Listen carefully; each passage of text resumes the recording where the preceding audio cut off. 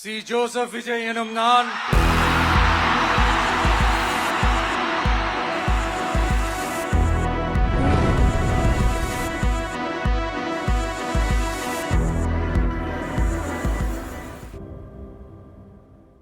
இப்போ மட்டும் இல்ல, அப்பத்துல இருந்தே தமிழ்நாட்டுல கஞ்சாவுடைய புழக்கம் அதிகமா தான் இருக்கு. ஓடிஏ பார்டர் 3 ஸ்டேட்டோட பார்டர்ல பயிர் மாதிரி விளைவிக்கிறாங்க இன்னைக்கு. இதுல என்ன நடக்குன்னா 1 கிலோ கஞ்சா வந்து அங்க 2000 ரூபா 3000 ரூபா விலை. ஆனா தமிழ்நாட்டுக்குள்ள வரையில அந்த கஞ்சா அடிக்கிற அந்த எழுது 100 மீட்டர் 200 மீட்டருக்கு நாத்தம் அடிக்கும். ஆனா அந்த சிந்தட்டிக் ட்ரிங்க்ஸ் அடிச்சாச்சுன்னா நாத்தமே இருக்காது. அவங்க வீட்டுக்காரர் வந்து தெரிஞ்சதோ தெரியாமலோ இந்த இதுல ஈடுபட்டிருக்காரு. அதுல குடுக்கல் வாங்கல ஏதோ பிரச்சனை, அதுல இவர் பேங்காக்கு வர சொல்லியிருக்காங்க அந்த கும்பல். இப்போ இந்த போதைப் பொருளானது பர்மால இருந்து மணிப்பூருக்கு வருது, மணிப்பூர்ல இருந்து சென்னை ரெட் ஹில்ஸ் வருது, செங்குன்றம் அப்படின்ற ஒரு இடத்துக்கு.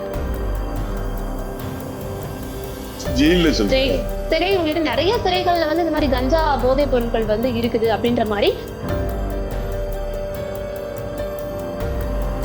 போயிட்டு விசாரணை பண்றாங்க. இது என்ன செடின்னு தெரியுமான்னு கேக்குறாங்க. ஆமா, இல்ல எனக்கு தெரியாது, மாட்டு தீவனத்துக்காக நான் வளர்க்கிறேன் அப்படின்ற மாதிரி ஒரு ஆப்போசிட் பார்ட்டியை சைனா தூண்டி விடும். தூண்டி விட்டு அவங்களுக்கு வந்து AK-47 AK-56 எல்லாம் கொடுத்து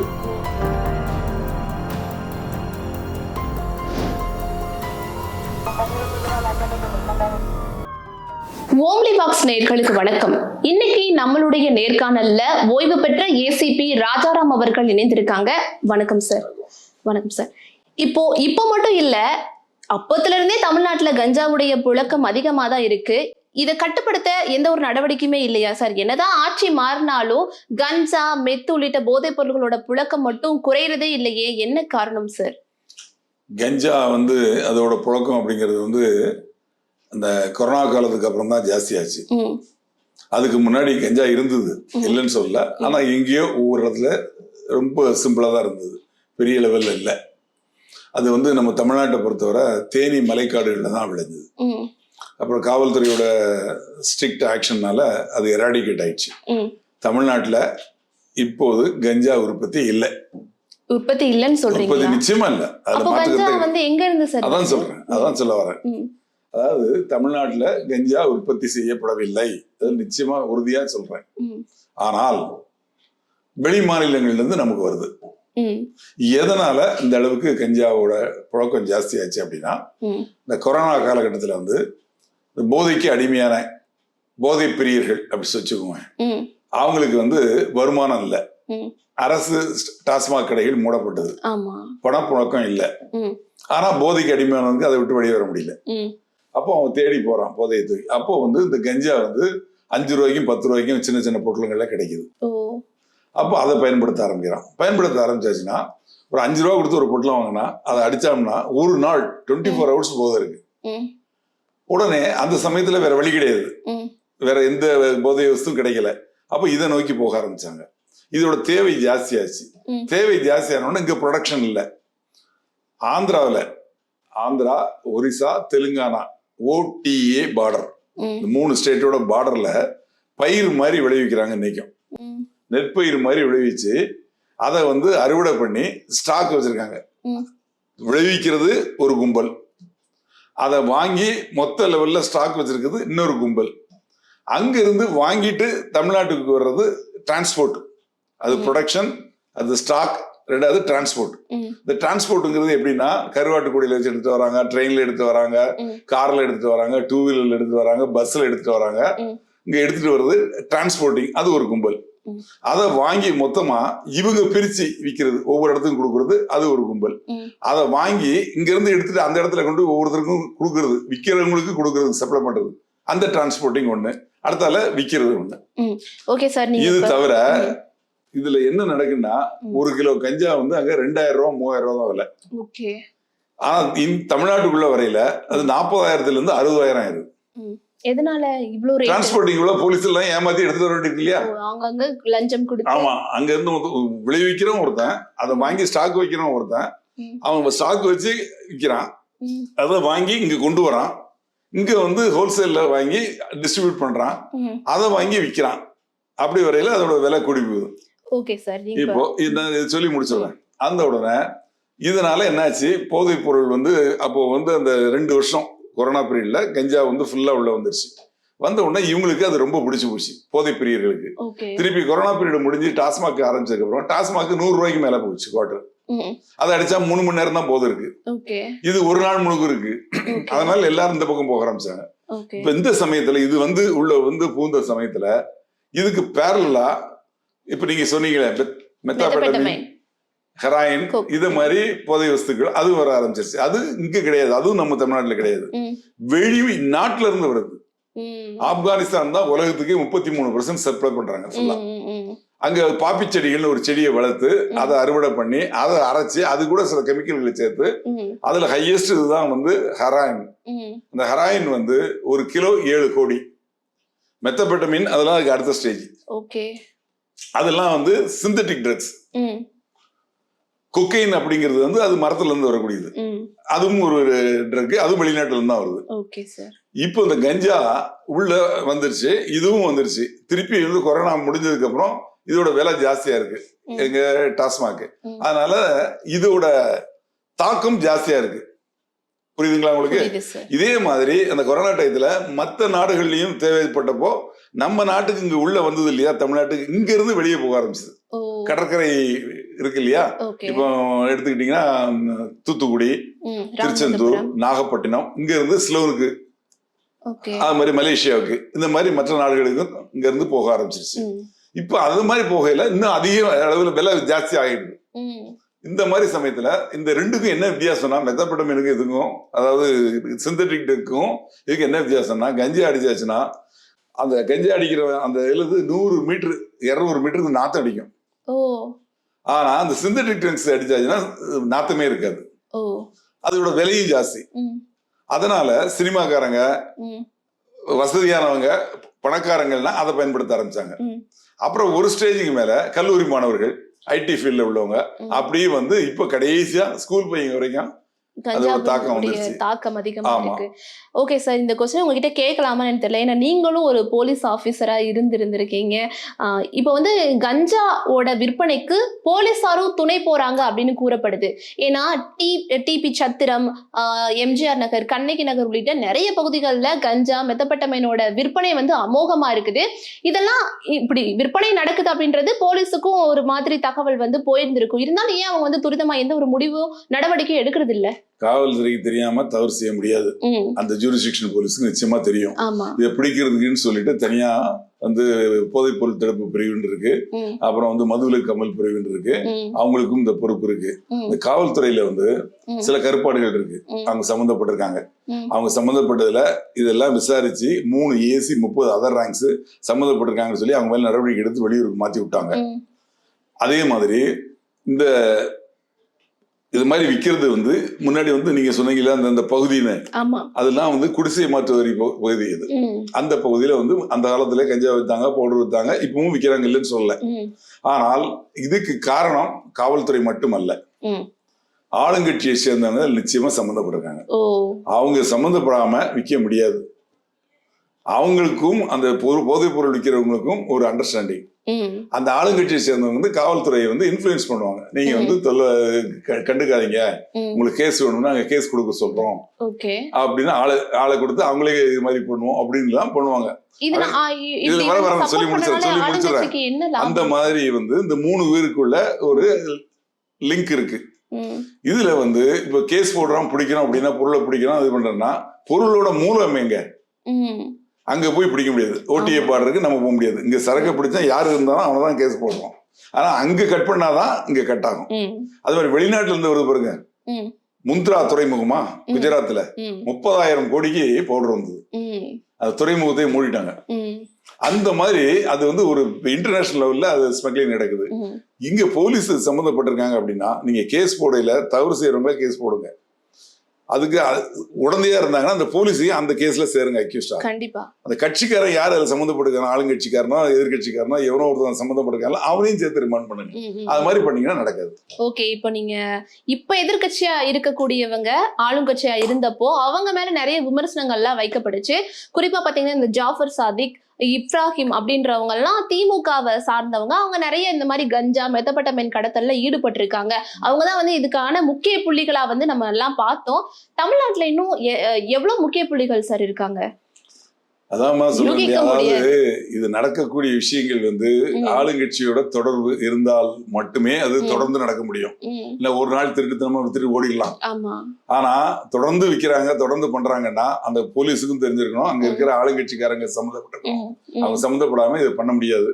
அது மாதிரி பண்ணணும்னா முன்னாடி ஒரு சட்டம் கொண்டு வந்தாங்க மகாராஷ்டிரால, கள்ளச்சாராயம் குடிச்சு நிறைய பேர் இறந்து போனாங்க. அப்ப என்ன சட்டம் கொண்டு வந்தாங்கன்னா அந்த ஏரியால இருக்க போலீஸையும் சேர்த்து அந்த கேஸ்ல ரிமாண்ட் பண்ணுவோம் அப்படின்னு ஒரு சட்டம் கொண்டு வந்தாங்க. அந்த சட்டம் கொண்டு வந்ததுல இன்னைக்கு வரைக்கும் கலாச்சார சாவுகளே நடக்கல.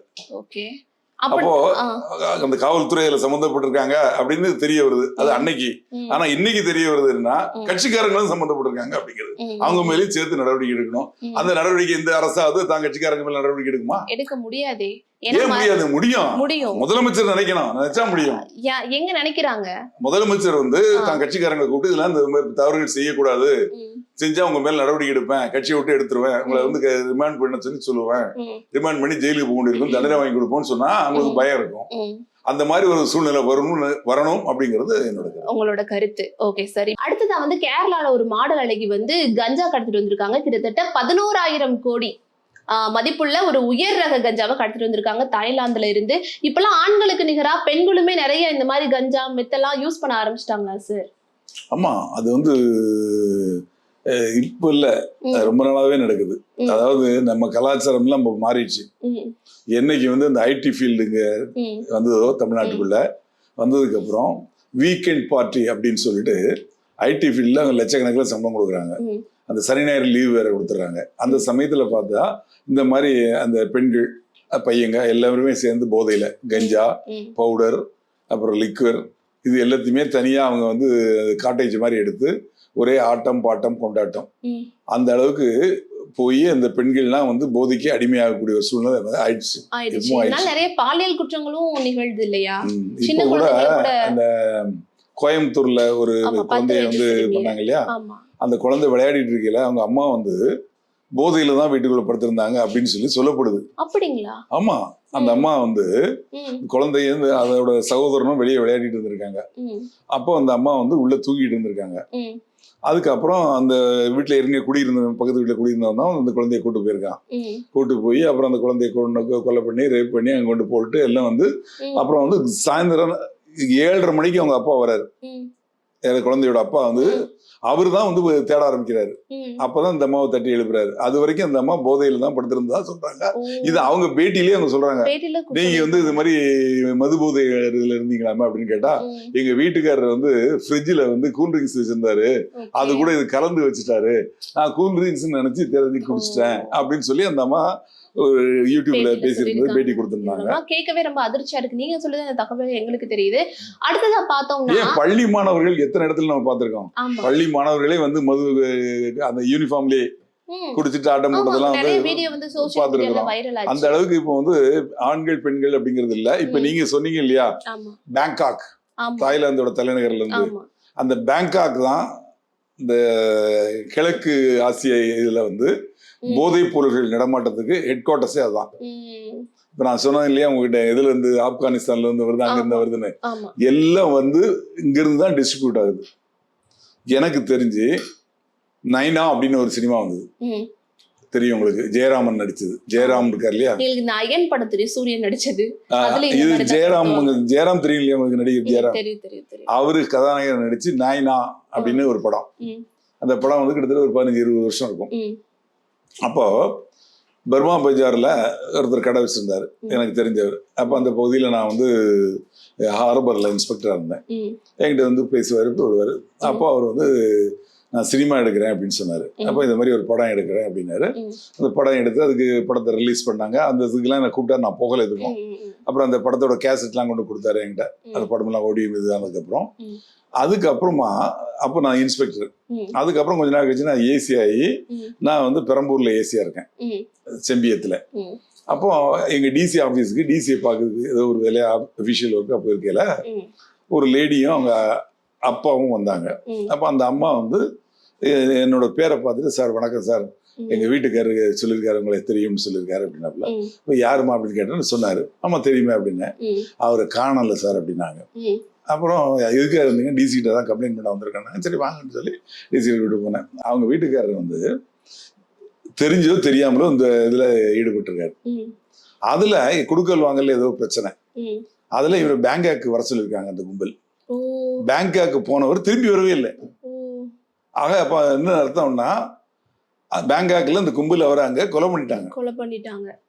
ஓ, இதெல்லாம் மிகப்பெரிய ஒரு மாஃபியா மாதிரி. ஆமா, மாஃபியா தான், பயங்கரமான மாஃபியா. அது ஊருக்கே அப்படிதான். அதே மாதிரி இன்னொரு அட்வொகேட் ஒருத்தர், அவர் வந்து ராயபுரத்துல இருந்தாரு. எனக்கு அது தெரியும், நான் சப் இன்ஸ்பெக்டர் இருந்த காலத்துலயே தெரியும். அவர் வளர்ந்து வர்ற அட்வொகேட்.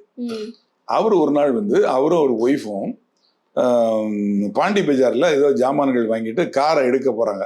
காரை எடுக்க போகையில பைக்ல வந்து ஒருத்தன் அவரை துப்பாக்கியில சுட்டுறான். தலையில குண்டு பாஞ்சு இறந்துறாரு. அப்புறம் என்ன சமாச்சாரம் சொல்லி அந்த கேஸை இன்வெஸ்டிகேட் பண்ணி பார்த்தா அந்த அவனை பிடிச்சிட்டாங்க. அவன் பாம்பேல இருந்து அங்க இருந்து அனுப்பப்பட்டிருக்கான். அங்கிருந்து இங்க ட்ரெயின்ல வந்து இங்க வந்து ஒரு பழைய பைக்கை வாங்கி துப்பாக்கி அங்க இருந்து எடுத்துட்டு வந்திருக்கான். இவரை சுட்டுருக்கான். ஏன் சுட்டான் அப்படின்னு சொல்லி பார்த்தா இந்த போதைப் பொருள் கேஸ் எல்லாம் இவர் ஆஜராகிறாரு. அதுல அங்க போதைப் பொருள்ல ரைவல் கேங் இருக்கும். ஒரு கேங்க்கு இவர் ஆஜராகிறாரு. அப்ப அந்த கேங்ல மாட்டிக்கிட்டவங்க வந்து அவன் உண்மையெல்லாம் சொல்லுவான். எப்படி நடக்குது எதுனா அட்வொகேட் உண்மையை சொல்லித்தானே ஆகணும் சொல்லுவான். அந்த ஒரு தகவலை ஆப்போசிட் கேங்க்கு இவர் தெரியப்படுத்திட்டார். இவங்களுக்கு சரக்கு எப்போ வருது, எங்க யார் மூலம் வருது, எப்படி வருதுங்கிறத அந்த ஆப்போசிட் கேங்கு தெரியப்படுத்துறவங்களுக்கு அப்படின்னு சொல்லி அதை தெரியப்படுத்துனதுனால இந்த கேங்கு கோபம் அடைஞ்சு யாருக்கு இவங்க அட்வொகேட் இவங்களே இவருக்கு அங்க இருந்து ஆளை அனுப்பிச்சு இங்க இருந்து ஷூட் பண்ணி காலிமிட்டாங்க. இது நடந்தது கிட்டத்தட்ட ஒரு 30 வருஷத்துக்கு மேல. ஆக அப்பவே இந்த கேங் வந்து ரொம்ப பெரிய லெவல்ல. அதே மாதிரி தாவூத் இப்ராஹிம் டி கம்பெனி அப்படின்னு சொல்லுவாங்க. அவங்களோட மெயின் தொழிலே இதுதான் அந்த போதைப் பொருள் கடத்துறது தான் அவங்களோட மெயின் தொழிலே. அதுதான். இப்ப கூட அவர் உயிரோட இருக்காரா இல்லையா அப்படிங்கிறது தெரியல. ஆனா அவங்களோட தொழிலே இதுதான். ஓகே சார், இப்போ வந்து கஞ்சாவை ஹீரோன்னு சொல்றோம், மெத்தப்பட்டமைனை வந்து துணை ஹீரோ அப்படின்ற மாதிரி அந்த லெவலுக்கு தான் நம்ம தமிழ்நாட்டுல இருந்துச்சு. கஞ்சா வந்து 1 கிலோ, அதாவது ஆர்டினரி கஞ்சா நான் சொல்றது 2000 ரூபா 3000 ரூபா தான் ஆந்திரா அந்த ஓடிஏ பார்டர்ல. இங்க வந்தாச்சுன்னா 40 இருந்து 60 ரூபா தான். மெத்தபெட்டமின் எல்லாம் கிட்டத்தட்ட 1 கோடி ரூபாய்க்கு மேல இருக்கும் 1 கிலோ. ஆமா, அது வந்து சிந்தட்டிக் இங்க கிடையாது, வெளிநாட்டுல இருந்து வருது. அதுல ஹை குவாலிட்டி தான் நான் சொன்னேன் ஹெராயின் பவுடர்.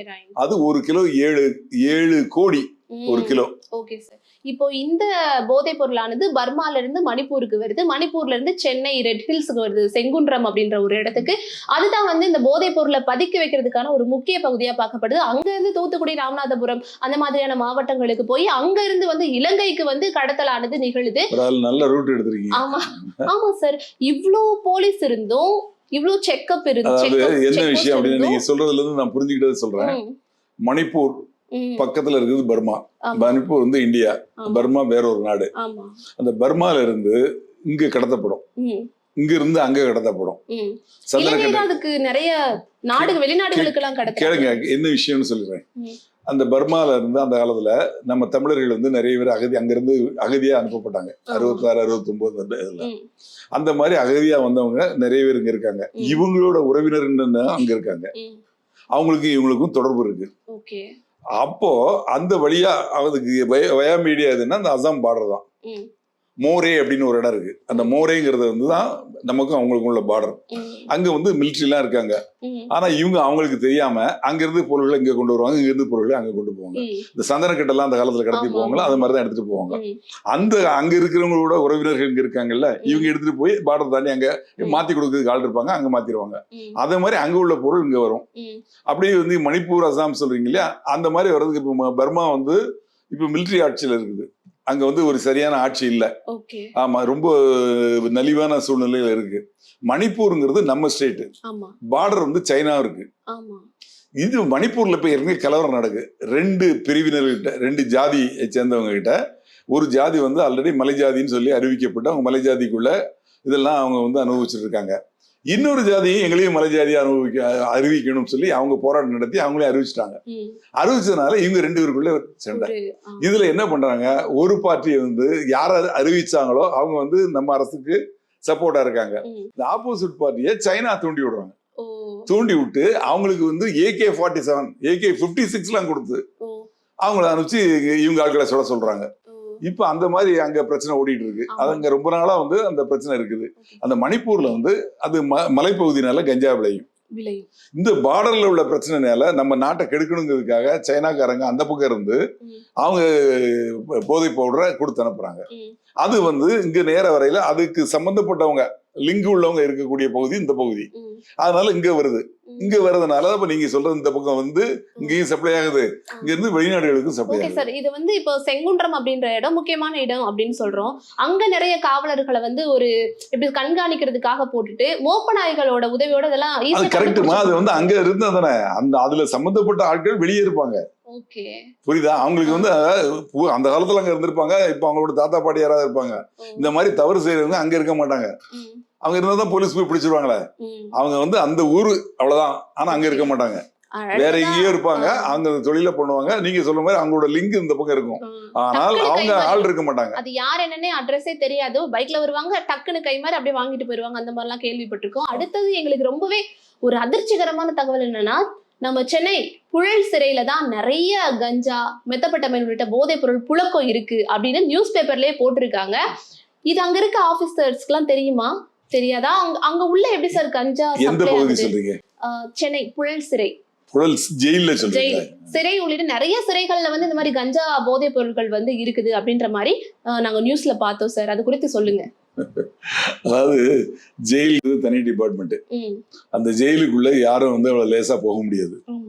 அந்த ஜெயில வேலை செய்யறாங்க இல்லையா, வார்டன், இங்க கான்ஸ்டபிள்னு சொல்றாங்க இல்லையா, அங்க வார்டன் சொல்லுவாங்க.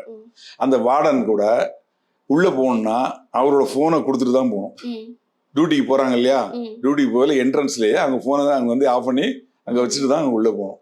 ஆனா முக்கிய புள்ளிகள்லாம் அங்கதான் இருக்காங்க அப்படின்ற மாதிரி இல்ல. இதுல சம்பந்தப்பட்டவங்க எல்லாம் அங்கதான் அடைக்கப்பட்டிருக்காங்க. அதாவது உலக லெவல்ல இந்த பவுடர் கடத்தக்கூடியவங்க எல்லாருமே உள்ளதான் ஜெயில இருக்காங்க. அதுக்காக பிரச்சனை இல்லை. ஜெயில கஞ்சா கிடைக்குன்னு சொல்றீங்களா, அது வந்து அங்க ஜெயில எப்படி இருக்கும் அப்படிங்கறத உங்களுக்கு நான் சொல்லிடுறேன். அந்த ஜெயிலுக்கு வந்து ஒரு சூப்பரண்ட் இருப்பாங்க. இப்போ புழல்ல நீங்க கேட்டீங்க இல்லையா, 3 ஜெயில் இருக்கு புழல்ல. அதாவது ஒண்ணு வந்து பெண்களுக்கான ஜெயில். அந்த பெண்களுக்கான ஜெயில அந்த சூப்பரண்டன்ட்ல இருந்து அந்த வார்டன் வரைக்கும் எல்லாருமே பெண்கள் தான். அந்த ஜெயில பெண்கள் மட்டும்தான் அடைக்கப்படுவாங்க.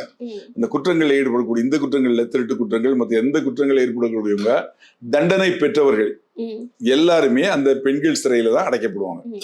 அது தனி வளாகம். அதுக்கு அடுத்தது வந்து விசாரணை கைதிகள் இருக்கக்கூடிய வளாகம். அதுல வந்து விசாரணை கைதிகள் கேஸ் நடந்துட்டு இருக்குல்ல, அரெஸ்ட் ஆகி உள்ள போய் கேஸ் நடந்துட்டு இருக்கவங்க மட்டும்தான் இருப்பாங்க. அது ஒரு தனி ஜெயில். இன்னொன்னு வந்து கன்விக்ஷன் ஜெயில், அதாவது தண்டனை கொடுக்கப்பட்டவங்க இருக்கக்கூடிய ஜெயில்.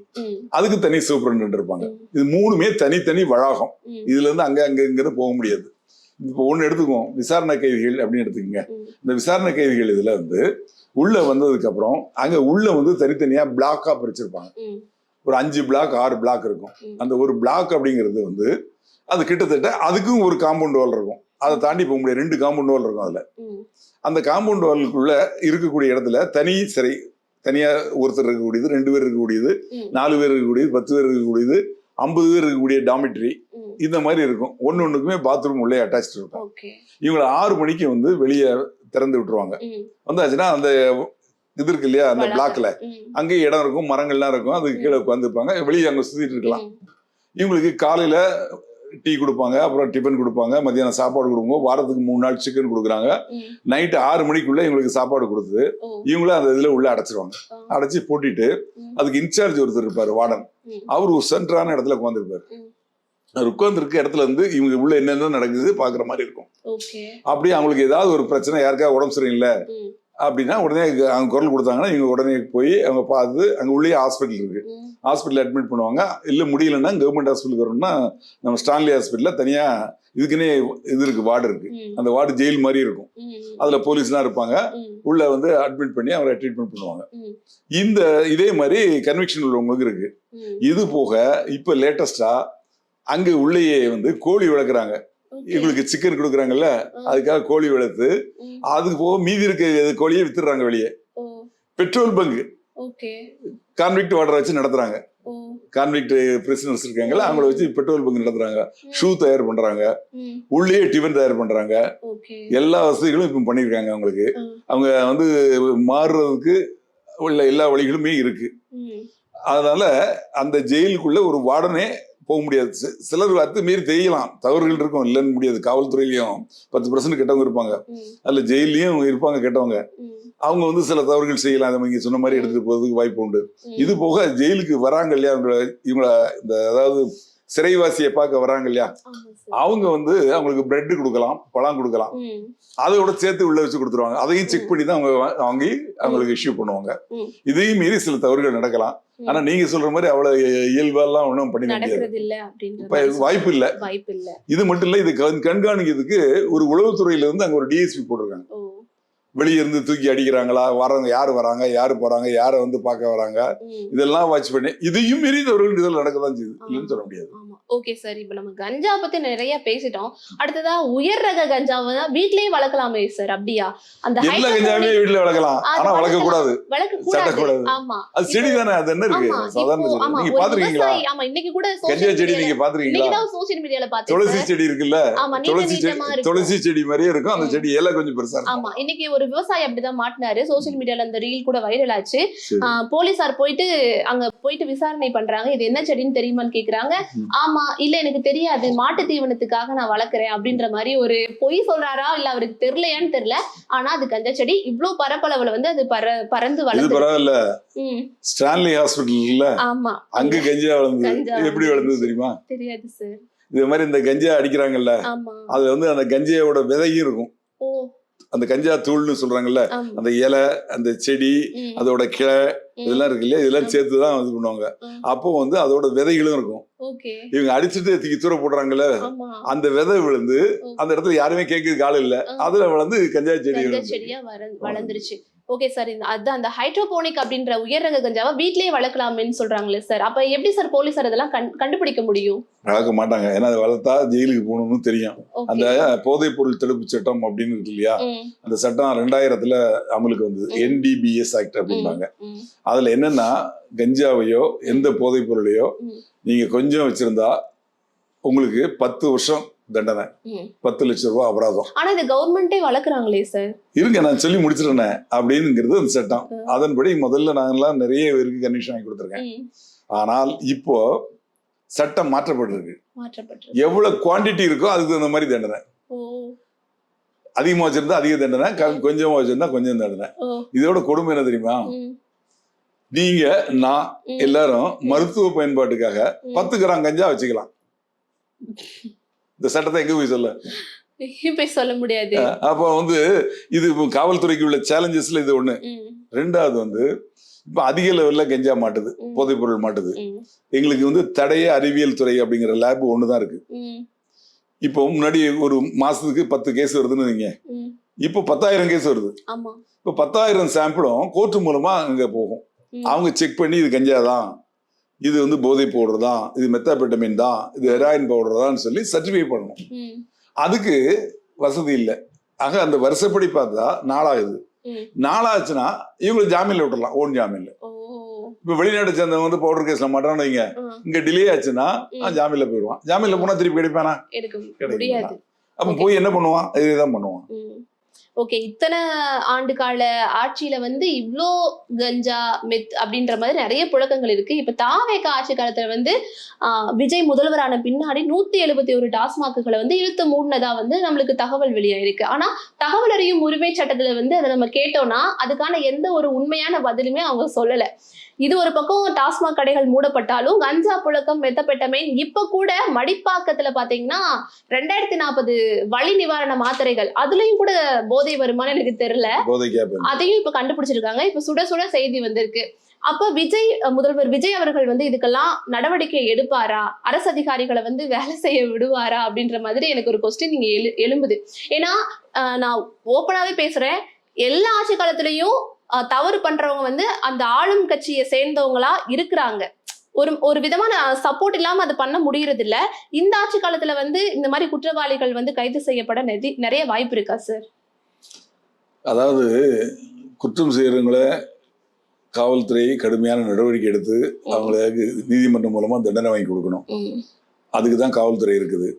இதை வந்து கண்காணிக்கிறதுக்கு ஒழுங்கா காவல்துறை வேலை செய்யறாங்களா, தவறு செய்யாம கண்காணிக்கிறதுக்கு, உத்தரவு போடுறதுக்கு, என்ன நடக்குது பார்க்கறது தான் அரசு இருக்கு. அரசு கண்காணிச்சு தவறு செய்யறவங்க மேல நடவடிக்கை எடுக்கணும். அரசு எவ்வளவு தூரத்துக்கு கண்காணிச்சு நடவடிக்கை எடுக்கிறாங்களோ அந்த போதைப் பொருள் நடமாட்டத்தையும் போதைப் பொருள் பழக்கத்தையும் எல்லாத்தையும் ஒழிக்கணும். ஒழிக்கிறதுக்கு ஏற்கனவே போதை பழக்கத்துக்கு நிறைய பேர் அடிமையாயிட்டாங்க. அதுல இருந்து வெளியே கொண்டு வர்றதுக்கு போதை மறுவாழ்வு மையங்கள் அதை கொண்டு வரணும். 1 கோடில இருந்து 3 கோடி தானே சார் மறுவாழ்வு மையத்துக்கே செலவு பண்றாங்க கவர்மெண்ட். அதான் சொல்ல வரேன். அதுல இருந்து வர வருமானம் எவ்வளவு இருக்கு? இல்ல, நான் எதுக்காக சொல்றேன்னா, அதாவது இப்போ வந்து நிறைய பேர் அதுக்கு அடிமையாயிட்டாங்க. ஒண்ணு அடிமையா இருக்கிறவங்கள வெளியே கொண்டு வரணும், இது ஒரு பக்கம். இன்னொன்னு இந்த போதைப் பொருள் அங்க வெளியே இருந்து இங்க வரக்கூடாது, அதை தடுக்கணும். எங்க இருக்கோ ஆரிஜினோ அங்க போய் பிடிக்கணும். அப்புறம் இங்க இதை வந்து இங்க விற்கிறதுக்கோ இங்க கடத்துறதுக்கோ உதவியா இருக்கக்கூடிய காவல்துறையை சேர்ந்தவங்களோ கட்சியை சேர்ந்தவங்களோ அரசியல்வாதிகளோ அவங்களையும் பிடிச்சி அவங்களையும் ரிமாண்ட் பண்ணணும். அவங்க பேர்லயும் கேஸ் போட்டு தண்டனை வாங்கி கொடுக்கணும். அப்பதான் இது அடங்கும். இல்லைன்னா இது அடங்கவே செய்யாது. இது வந்து நம்ம சொல்லிட்டு பேருக்கு ஏதோ இன்னைக்கு கெஜா வச்சிருந்தானே இவனை பிடிச்சு போடுறோம். ஆக்சுவலா இவனுக்கு யாரு கொடுத்தா, அவனுக்கு யாரு கொடுத்தா, இது எங்க இருந்து வந்தது அப்படின்னு அதை தேடி போகணும். தேடி போகக்கூடிய அளவுக்கு நம்ம காவல்துறை வெளி மாநிலங்கள்ல போய் பிடிக்கிறதுக்கு எங்களுக்கு சந்தர்ப்பங்கள் கிடைக்கணும். இந்த மாதிரி வாய்ப்புகள்லாம் இருக்கு. ரொம்ப கஷ்டமான விஷயம். அதே மாதிரி இப்ப சொன்னீங்களே மெத்தப்பட்டமைன், இதெல்லாம் வெளிநாடுல இருந்து வருது. இப்ப அதெல்லாம் நம்ம கண்டுபிடிக்கணும் அப்படின்னா அப்ப வந்து மத்திய அரசு இதுல தீவிரமா நடவடிக்கை எடுக்கணும். நம்ம நாட்டுல என்ன ஒரே பெரிய பிரச்சனைனா 140 கோடி ஜனத்தொகை, பெரிய ஜனநாயக நாடு, சட்டங்களை அமல்படுத்துறது ரொம்ப கஷ்டம். சட்டங்களும் நிறைய ஓட்டைகளோட இருக்கு. ஆமா ஆமா, அந்த சட்டங்கள் கடுமையாக்கப்படணும். இருக்க சட்டங்களையும் அந்த நிறைவேற்ற எக்ஸிகியூஷன் பண்ணையில லேட் ஆகுது. அதனாலதான் வந்து குற்றவாளிகள் ஈஸியா தப்பிச்சு போயிடும். ஓகே சார், நன்றி சார். இன்னைக்கு நிறைய விஷயங்கள் எங்ககிட்ட பகிர்ந்துக்கிட்டீங்க. கஞ்சா, மெத்தப்பட்டமைன் இப்படிலாம் வருது நம்ம நாட்டுக்கு அப்படின்ற நிறைய தகவல்களை எங்ககிட்ட சொன்னீங்க. ரொம்ப நன்றி சார். நன்றி, வணக்கம்.